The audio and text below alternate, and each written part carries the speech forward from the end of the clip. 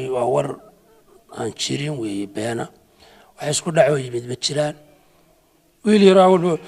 wiil wadooyinka fadhiisan jiray baa xabad ridii baa la yiri wax kale jira ma jiraan oo dad warar ha TV-yada qaar xalay waxba dhacay iyo waxba sidana lahaana waan maqlay waxba kama jiraan wiil yar walba wadooyinka istaagi jiro marba baabuur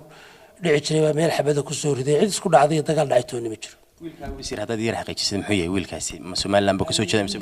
ma waa midna ma waa groupkii khaatimo la oran jiray joogi jiray baa leeyahay yiri waa marka wax xigmado weyn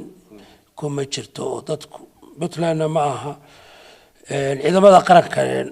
way ogaayeen marka xogaal baa labada dhanba laga ahaa marka wax isku dhacay ma jiraan wasiir Salabaan Cali Koore aan wax ka weydiinay socdaal laba jeer ay tukarraq iyo deegaanada hoos yimaada ku tageen wafdi ka socda Soomaaliland oo uu ka mid yahay ayaa waxa uu sheegay in xukuumadda Soomaaliland ay qorsheynayso in ay wax ka qabato baahiyaha bulshada ee deegaanadaasi ka jira iska garan karaysaa marka isbedel meel ku yimaado oo iska wax caadi ah oo dawladnimada ah in dad marka dadkii ummadii ay ka laga daba tago oo la wada hadlo oo si fiican la isugu yimaado oo dadkii deegaanka loo sheego waxa isbedelay meeshii baanu tagnay markaan kaliya ahaay markii dambe aanu madaxweyne ku-xigeenka uu hogaaminayay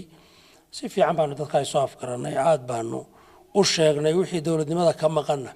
in loo qabanayo qaarkoodna waanu soo ballan qaadnay wixii kale laga dabageyn karana halkan aanu ka wadnaa hadda marka hawl fiican baanu ka soo qabanay dadka iyo hadda deegaankuna aad bay ugu faraxsanaayeen in ciidamadu yimaadaan goobta inaad wada hadashaan oo aad ka wada hadashaan arrimahan dhinaca nabadgeliyo wasiir sidaad u aragtaan anigu taasi aniga waxay la tahay madaxweynaha taa ka hadlay bolosiga hogaamintiisa dalkana madaxweynaha leh marka uu ka hadlay cidda uu la hadlayo inay Soomaaliya tahay Nuruddin Cali Joog Ariel TV Hargeysa